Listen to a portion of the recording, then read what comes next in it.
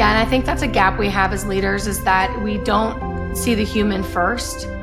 And I just spoke about this at the Cheplack Tahoe conference about. Man, I wish I could have been there to listen to It you. was so good. Oh my gosh. If you can get to one of his events, they're just so good. You're just surrounded by really cool people. And that's like half of what makes it so amazing. But we don't always see the human first. And then we sort of just look at them, like we kind of dehumanize them and think like it's supposed to be this way. And if you don't do it this way, then you must not want it. I feel like there's a lot of lying that happens in real estate in general. And there's a lot of time wasting where you sit at a brokerage and they tell you, take this class and this class and this class and this class and this class. And I'm like, I'm broke and I need money. I understand that this is how you do a buyer appointment, but I need the buyer to have the appointment. Right. So I need help on the buyer. So I in my first year in real estate, I sold nothing for 8 months, but I kind of built my own thing. And by the end of my first year, I sold 34 homes. Nice. And so I took that plan and I continued to grow it and stuff. And then I created my plan called 100K in 100 days, which is actually a more conservative plan. And then I started bringing on guests saying, I wonder what these other guys would do to make 100K in 100 days. Here's how I would do it, but here's how they would do it. So we had fun with there. But then also I talk a lot about, even more so, the psychology of everything that we do. I mean, real estate is just a vessel. Exactly. So I have thoughts on those beginning stages when, like you said, you feel like there's like a lot of lying in real estate. And I agree that's absolutely there. I think more often than not, it's a belief that it could happen. And I think the lying is less deceitful and more like not having the true knowledge to get there, but knowing that it's possible. So, and it's sales too, right? Like when you're recruiting, when people are trying to like bring people into your world, you're only talking about the benefits and features, and you're only talking about the things that you've seen happen. You see some evidence in. This is something that was like really, really prominent when I had started my coaching program at a market center. So I started at Keller Williams at Wilmington Market Center, which like I'm still very close with them. They're amazing human beings. And they gave me an opportunity when I really I wasn't some top producing agent. I started off as an inside sales agent. And at the time I had been working with agents that were in that coaching program. And I was working with them in their conversion because I had figured out how to convert really well as an ISA. And then I noticed that there were like a lot of gaps. Yes. Yeah. So I would role play like 12 times a week. I was like really obsessive that is commitment about it right there. Yeah. But then it started being me like teaching and that teaching in those role plays became more internalization, and that really like leveled up my skill. And so I was working with agents in the market center in the productivity coaching program that I wasn't like a coach in or anything at the time. And then I started noticing like some gaps. I'm like, they have the same questions. They want to know what happens next and like how to do this and how to do that. And so I for the next 3 months, like buried my head in Canva, and I built out this 90-day program for them. And it was like a checklist, step by step of everything. Every question I was getting, I was like, they need the answers to this. But I also knew that just because they had it didn't mean that they would apply it. And I think therein lies the other half. Is not, and this was a huge lesson for me as a coach, was that them not applying it did not actually mean they didn't want it. And I think that this is where a lot of team owners really struggle, and not just team owners, but brokerage or anyone that has an expectation of an agent producing. Robert, I hear this all the time. They don't want to work anymore. They just don't want it bad enough. And I think it's just a very short-sighted, narrow view of how we are as human beings. And when I hear people say that, I automatically, immediately know the internal narrative they have with themselves, and it's probably not very kind. So it's not unusual to see a high performer be really intense with the people that they're leading. And one of my favorite quotes ever is, when you're a perfectionist, everyone can feel the lash of your whip, because it's just a projection. It's like it's a standard you hold to yourself really high. And I do 100% believe you can have really high standards for yourself and for others. And I think there's a better way to execute on it. Uh, oh my gosh, I'm so glad you're here, because it's just like, it is very hard for me to deliver that message. And part of where that message came from, like that realization that you had, that I also had in my life, is I'm a Christian first. And there's so many times where I'm like frustrated with someone who is not where I believe they can be. They're fully capable of being. And it's so easy to judge them and ridicule them and say that they don't want to be there. But then I always think like, oh my gosh, like God must look at me that way, where he's like, Robert, you don't have to be a jerk. And in my brain, where I'm at in my life, I'm like, but that's the best I can do. I'm not saying I'm right. I'm not saying that it's a good thing.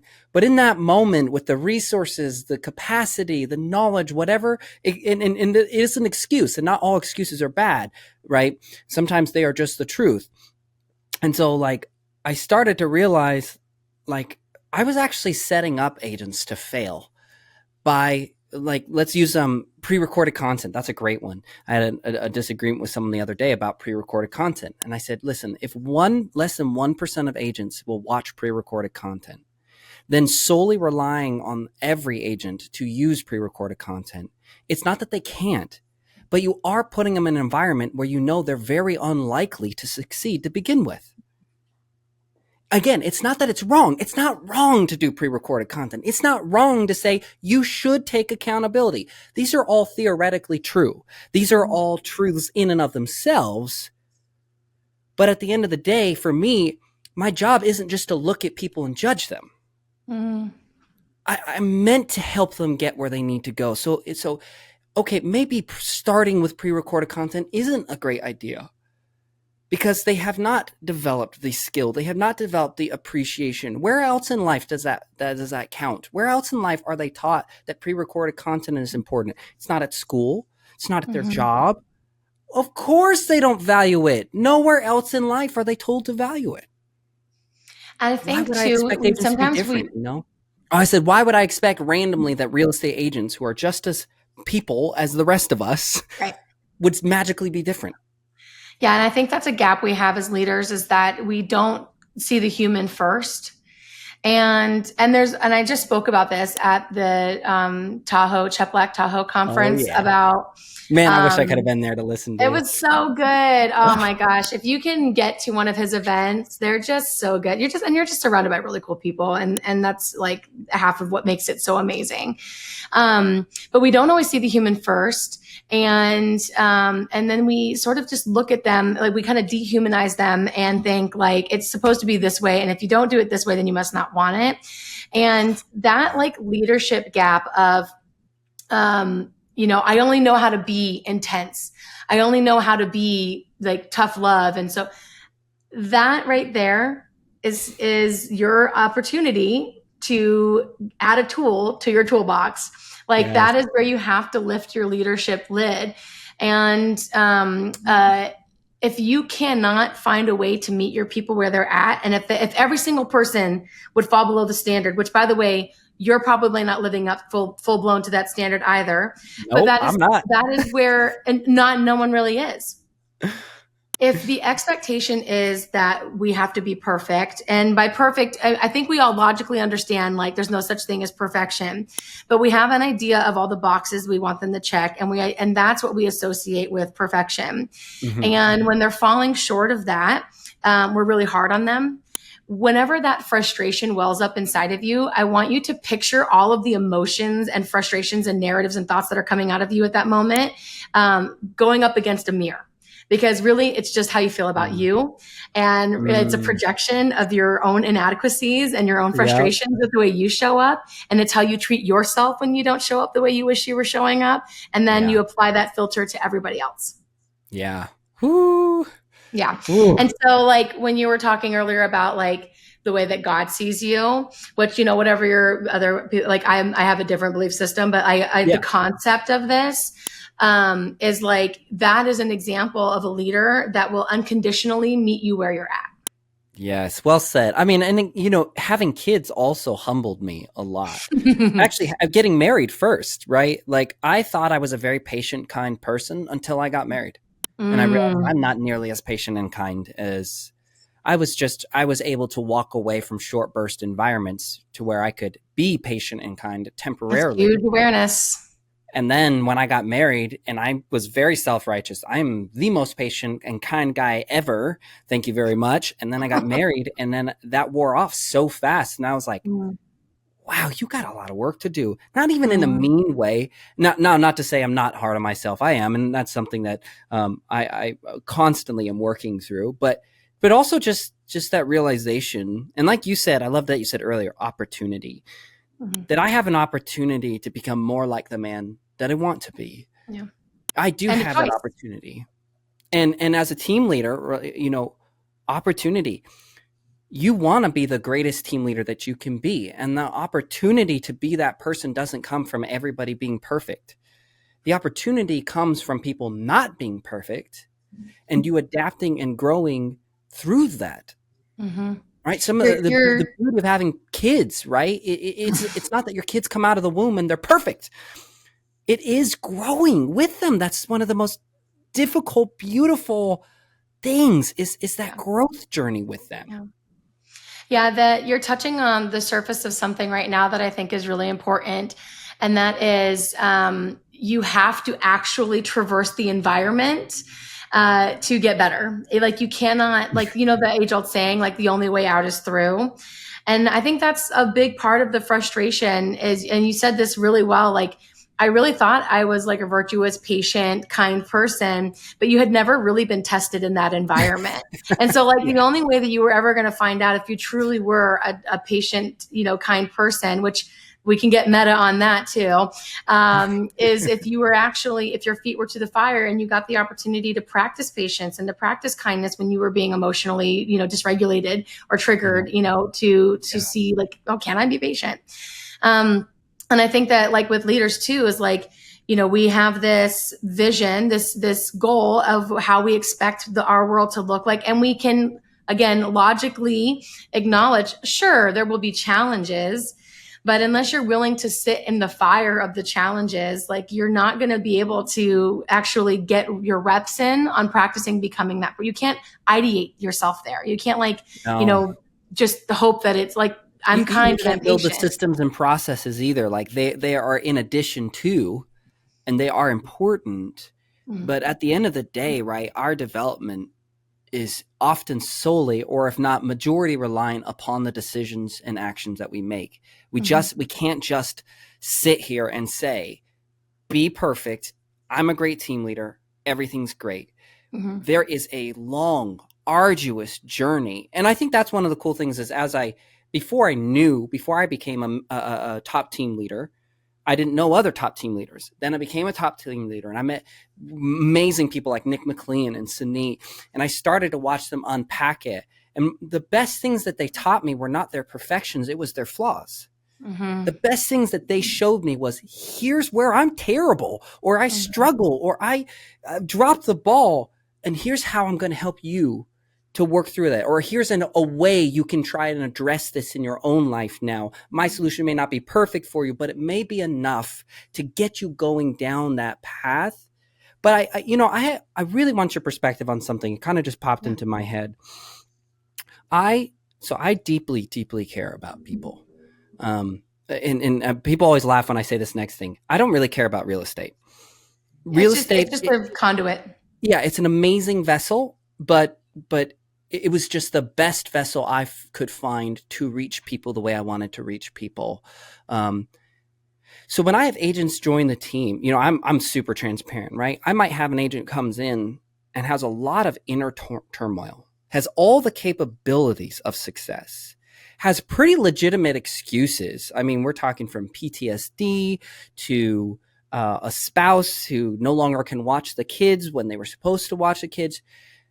Now, I know through the hardships I've been in through and also the hardships I've helped other agents get through that even in those worst, really awful scenarios, there is opportunity for growth. There's opportunity to make money. There's opportunity. But I struggle a lot with that balance of you got to just do something, right? You cannot be defeated, but also not being a jerk who doesn't acknowledge the reality of their situation, which for them may be absolutely overwhelming. They cannot see an inch ahead of them. So how do you kind of, because that's not even about real estate. That is just people. Yeah. Right. How do you look at that? And so I'm gonna lay a foundation for a second, and then I'm gonna address this, because the challenge that we face when we're leading agents specifically, I'm gonna use that as the example, but like we could apply this to people, but we'll use agents, is we teeter the line of like mentor and mommy. And leader and coach is actually like, that's the sweet spot that we want to be in. And I look at this like the mentor is someone who's more concerned about showing you how great they are at what they do, and they want you to mimic it. And the mommy is the one who wants to nurture you and unintentionally will love you into failure because they're unable to challenge you or tolerate the discomfort of you giving them any sort of negative feedback or negative emotion because they don't like you holding their feet to the fire. And so like the leader coach is the sweet spot. It's the person who can have a foot in sort of both camps there, but actually guide and facilitate an agent into taking autonomy over their greatness. And that's the gift you have to give the people that you lead. You can't do it for them. Right. And then you also can't coddle them.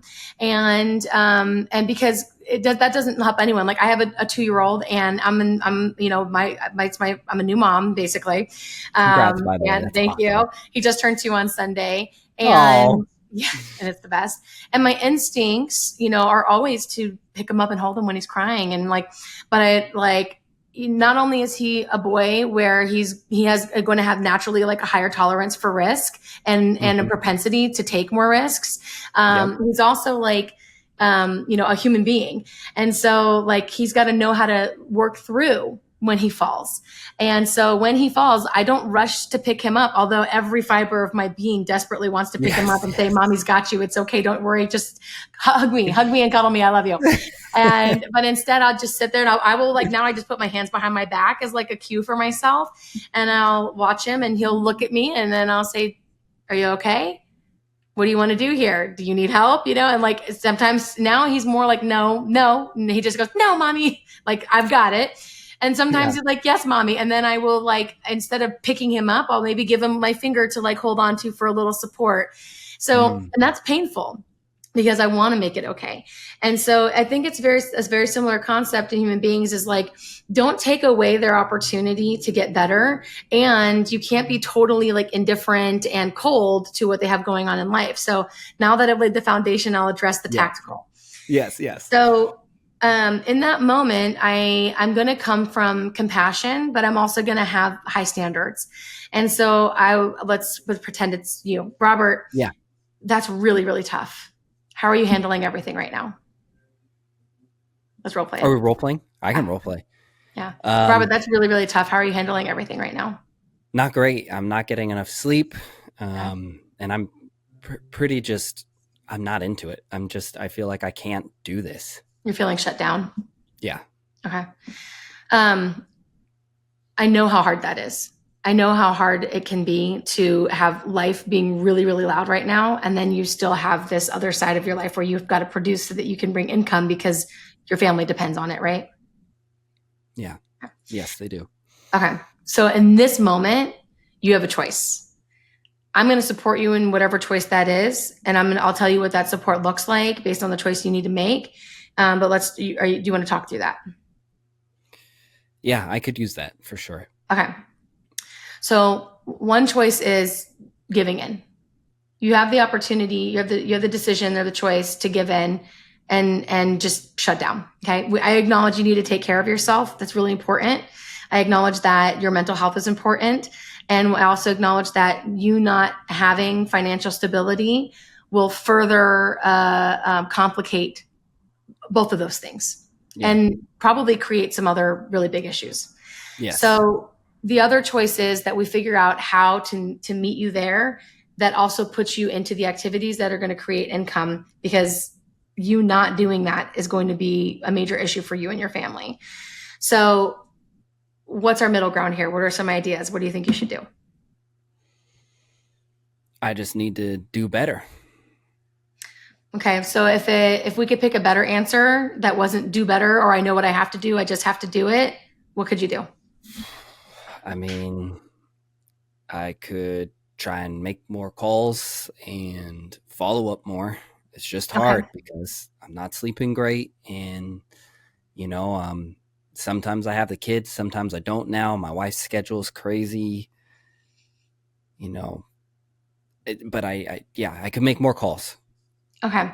So I could put the pressure on you right now and say, I'm gonna break scene for a second, break the role play. I could put the pressure on you right now and say, all right, man, and try to go the motivational speech. Tomorrow, 10 conversations. Come on, are you gonna commit to me right now about this? And I might get a day or two out of you. Okay. But Yeah. you're telling me, you're being very clear that you're like, I'm at the end of my rope right now. Yeah. So instead, I really need you to take ownership in this. And I really need you to find the path. I can give you the ideas and I can give you like the strategy and the plan, and it won't be yours. And so as a leader in this moment, I need to reflect the mirror. I need to hold the mirror up. I need you to see what it is. So I need to give you perspective. So I'm like, okay, here's your situation. Here are some potential outcomes. And then I need you to walk the path. Now, I can't pull you through that path because, again, maybe I get a day or two out of you. And so this is where the difference of support and help comes in.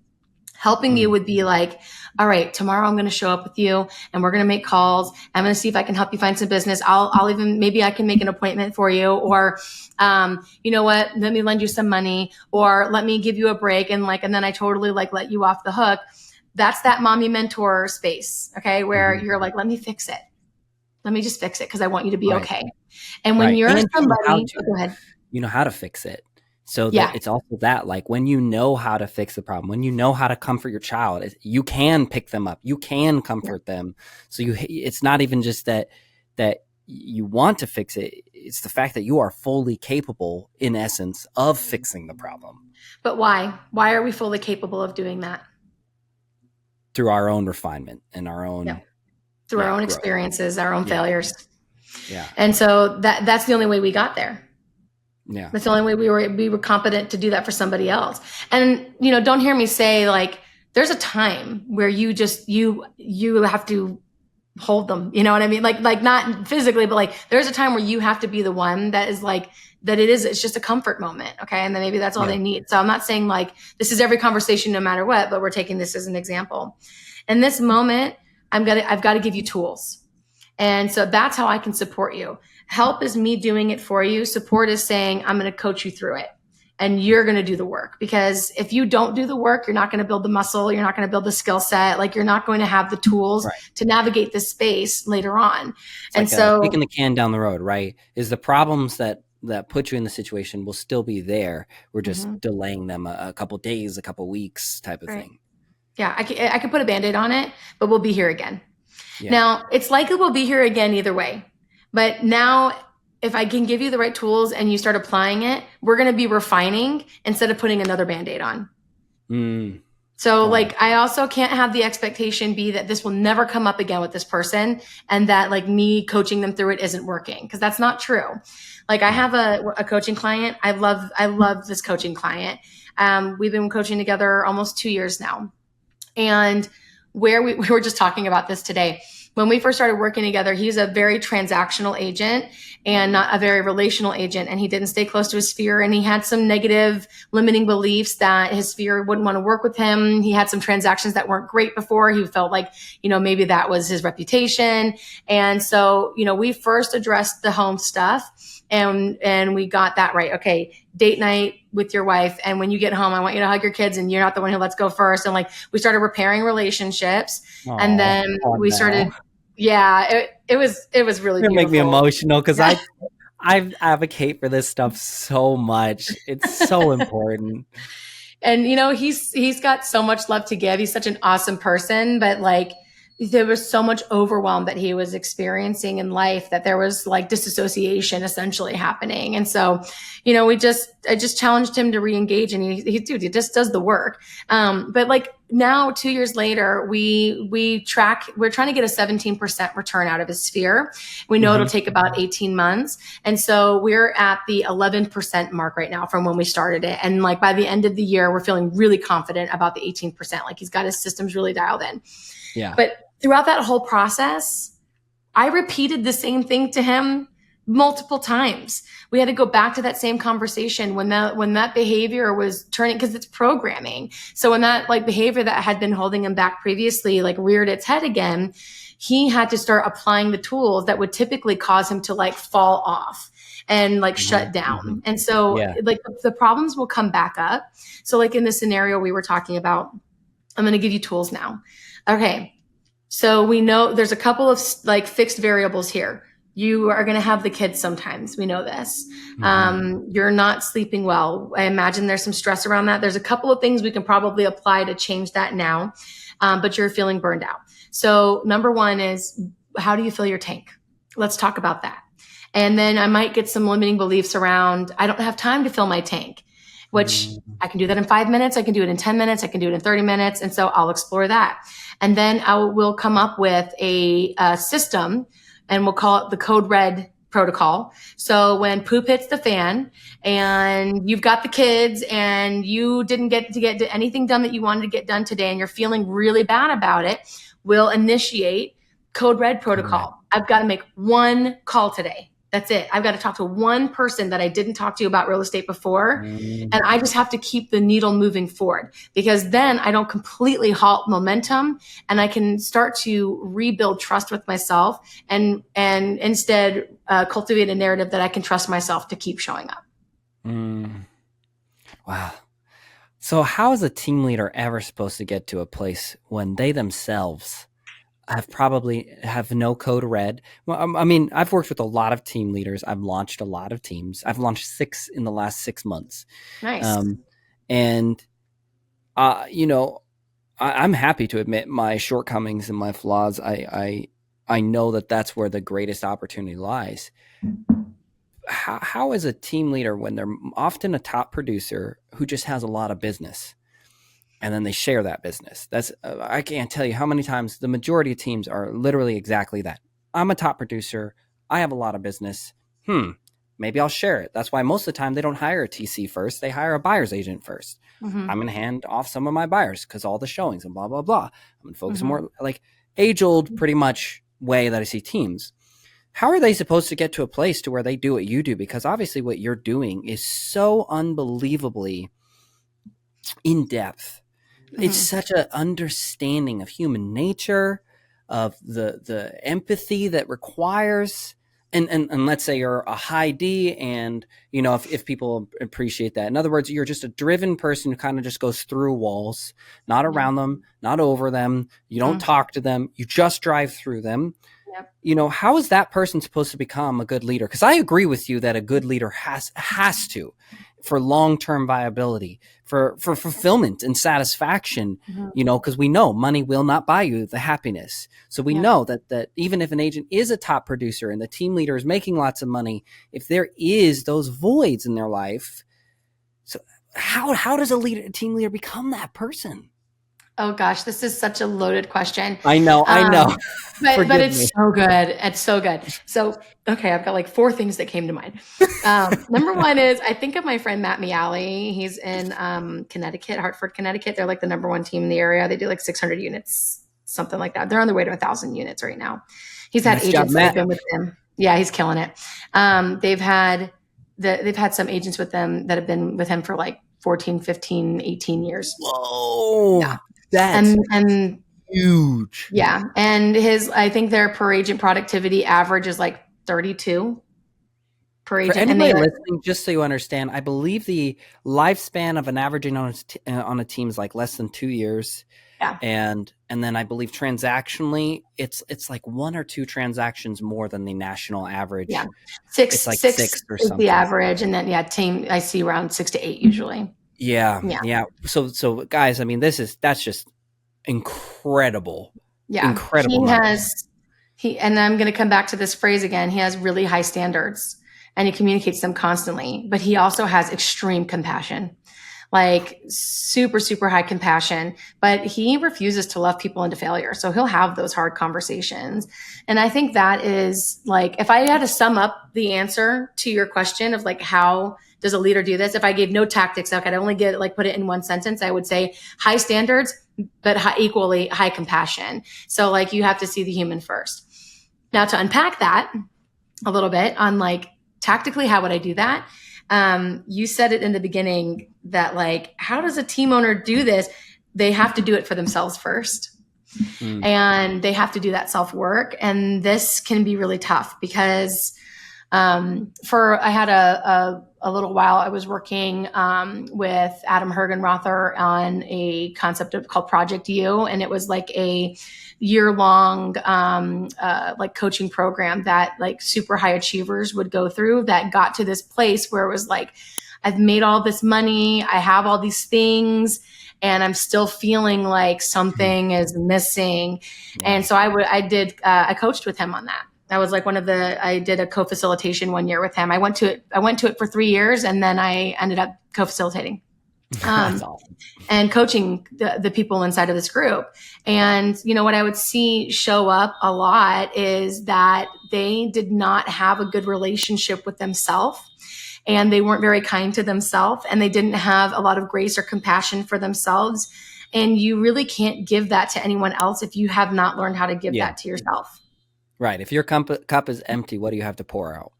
Yeah. But if you don't have the tools, how are you going to teach someone how to use, you know, like a hammer if you've never picked one up? Because it always, you know, again, I always like to speak from my experience because I feel like it makes the podcast feel a little more honest, because I've always struggled when I've listened to podcasts and everything's theory. And I'm like, who are these people? What are these stories? Like, and so that's why I reference myself a lot, because I don't mind being open and vulnerable about my struggles. And so typically, like with what you talked about with the scenario where we're role playing earlier, is that I do a lot in the beginning that you say. I acknowledge the depth of struggle that's really there, the emotional impact. And it took me a long time to become someone that would even be willing to do that. I was a very harsh person for a long time, because I grew up in the expectation of perfection. I was going to say, what made you so hard? Who was hard on you? Yeah. And I don't want to call anyone out, but I lived a life where everywhere I looked, I believed that my worth was attached to my ability to perfectly earn it. And if I could not deliver 100%, I was not worthy of any percent. And honestly, this is only fresh change over the last few years. I carry this I'm 33, and I would argue that I probably carry this really heavily for 29 maybe. And so then doing that work in me definitely opened up the door of empathy and compassion that was missing for a long time, because you cannot work on that self, because you have to have a level of compassion and empathy for yourself. That's right. Of the imperfect being that you are. Yeah. And that was a very hard thing to acknowledge. And in fact, it's where one of my books that I wrote called We're All Liars that I wrote, because it was a huge thing for me to realize, wow, I lie to myself an unbelievable amount every single day. If you could change that statement to where you made a generous assumption about yourself without using like a shame statement, what would you say instead? The we're all liars part, or that you lie to yourself every single day? If you could change that to make, if you were to make a generous assumption about yourself, how could you rephrase that? I had not yet discovered what was the truth about who I am and what I'm capable of. Okay. So that rephrasing. Yeah, that was good.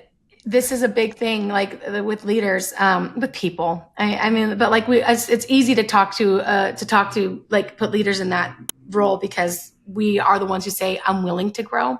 Like I'm willing to do something more. Us. Yeah. Right. We're willingly stepping into a light of examination. Right. Exactly. Yeah. Like that's vulnerable. And that's, I think where a lot of that struggle can come in is, perfectionists. Brene Brown has a lot of research on this in that book, Dare to Lead. She talks about this, but like perfectionists, they're driven by shame, and because shame is a function of perfectionism. And so like it is that I'm not good enough if I don't ... Right. By the way, pot kettle. Okay. Cause that was so me. The opposite was for me is nobody was paying attention. Nobody, it felt like nobody was caring if I did good enough or not. And so, Right. and I was also the oldest child. And also I have 5 younger siblings and I have been raising them since I was 9. And Yeah, so so we come from I big had families that, too. like really big responsibility. Yes. And so I believed if I didn't do all these things really, really well, then I'm not worthy of love, attention, validation, all these things that we need as like humans. Mm-hmm. And so whatever, like all of us get to this place, in our own way. Yeah. But it is really, it's like a common denominator I see across the board is like they're shame driven. And so like, it's also really difficult to look at anyone else with like kindness and empathy when you're being a total asshole to yourself and Yeah. like Yeah. being mean. Like me, if I were to call you a liar, and so like, Robert, you're like, you've been lying to yourself, or you've been lying to me this whole time. It's like, it's accusatory, right? And it's Mm-hmm. shame driven. You Mm-hmm. reframing that right now and saying like, I had to learn, like I had an opportunity to learn. I didn't know and no one taught me and I'm willing to learn, like grace, compassion. And so leaders are, I find oftentimes what makes it so hard to step into that space is one, we're afraid of what we're going to see. Number one, we're afraid we're going to find out. Yeah. There is a slowdown period that happens in your production when you start doing the self work, because you have to kind of you have to deconstruct the self. Yes. The self Yeah. has to die. And then you have to like rediscover who's really in there. That's kind of scary and vulnerable, and it will make you question everything. And so I think it's less that leaders don't know how or don't want to, and I think there's just an avoidance of the unknown. Wow. I mean, I really appreciate that you talk about this stuff. I feel like we tend to focus on titles and prestige. And for me, I focused on that for a long, long time. But one of the light bulb moments that I had was I was watching an interview with Elon Musk, and with jealousy and envy or whatever you want to call it. And then the interviewer said, "What's one thing that you want that you don't have right now? You're the richest man on earth, blah, blah, blah, blah, blah, blah, blah," right? And he said, "I want a wife." And I was like, "But I have a wife." Mm-hmm. The richest man on earth wants what I have. And it wasn't that I was better. It was just remembering kind of priorities of value. Like what really, and I was with my father on his deathbed, and prior to my father passing away, he was actually a very famous man, and he held a lot of records and titles, but on his deathbed, none of that mattered. He just wanted the handful of us near him and to have those moments of love. And so like when I do real estate, like part of what I'm always trying to help agents understand is, yes, you need to make money, and I want to help you make lots of money. Yeah. But money's not the goal. Money is an asset to help you reach the goals, and it's a necessary asset. It'll finance the quality of life. That's right. We're not going to be able to achieve pretty much anything that we're looking for in life long term without money. I mean, that is just a very harsh reality, and I'm not here to make someone delusional. And so, walking them through the process, but to help them to not lose sight of their marriage, to not lose sight of that if all they do is work to make money, to buy the car, but their marriage suffers, they will lose more than they gain. And it won't. And so that empathy, kind of going back to that earlier discussion, is I have the empathy and the compassion. It's always obviously being grown and worked through, but I have that now. But now I'm in that place of, I think I go to the motivational side. Not I think, I know. I then go, what did you say? You go to the why? Well, earlier you mean when like kind of motivate them into action.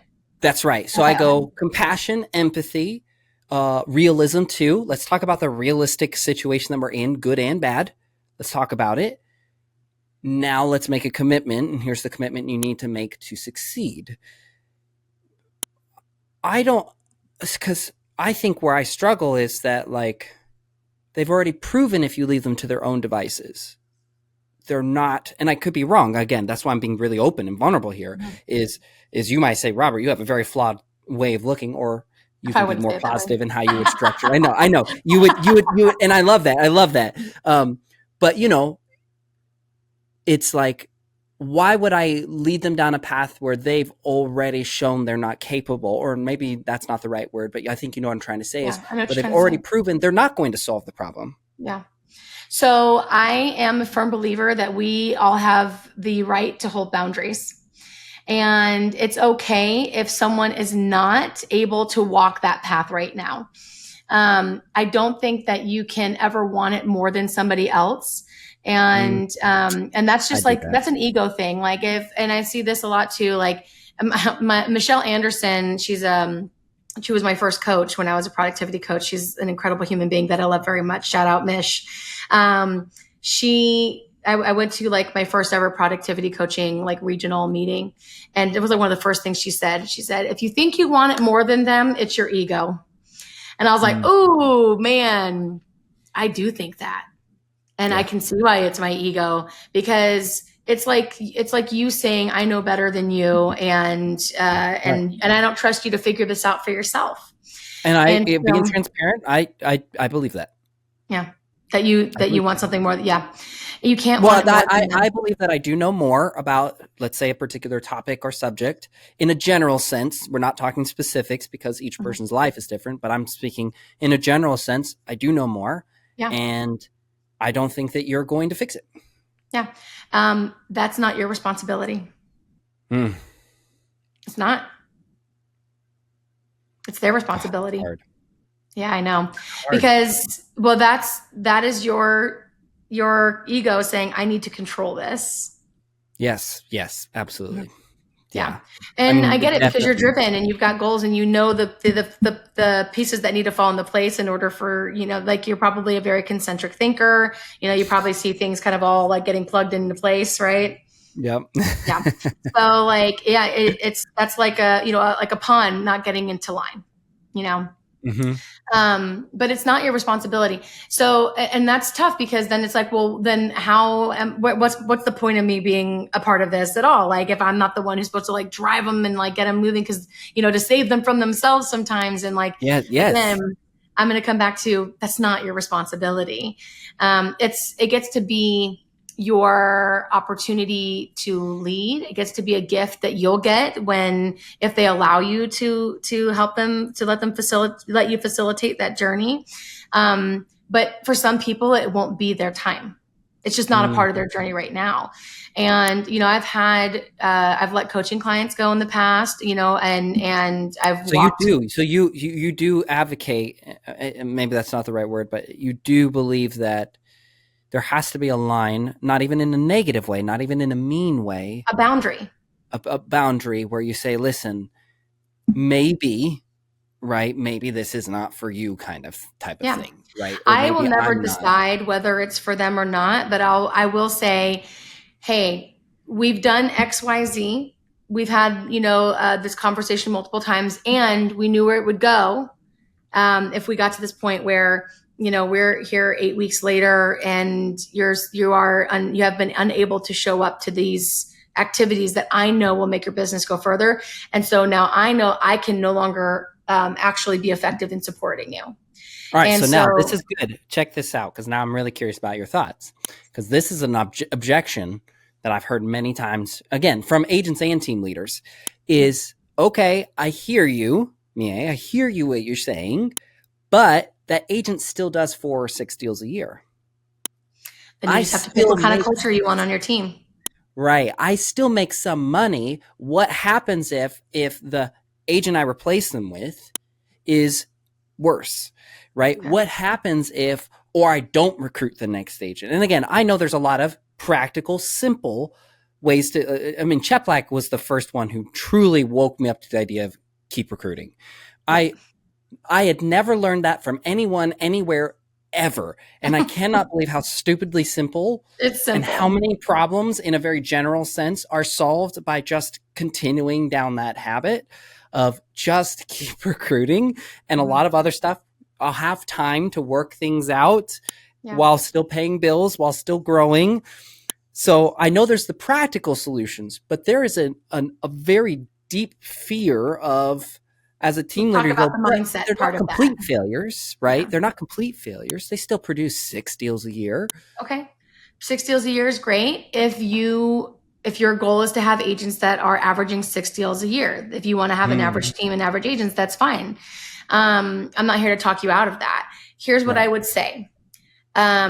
If the reason you're keeping them is because you're afraid that you A, won't be able to find somebody else, B, you're going to lose that income, or C, that you're not going to be able to replace the production elsewhere with your other agents, all of those roads lead to lack. And lack attracts because you're going to get more. That's what our RAS does. Our RAS, when we have a narrative that is constantly reinforced, you program your RAS to scan your environment to go find more evidence of that thing being true. And that's why you get more of it. So like if you're constantly thinking about what I'm missing or what I don't have, you're going to keep getting more of that because you're basically, that's the confirmation bias. You're just like reinforcing that energy and that thought process. Right.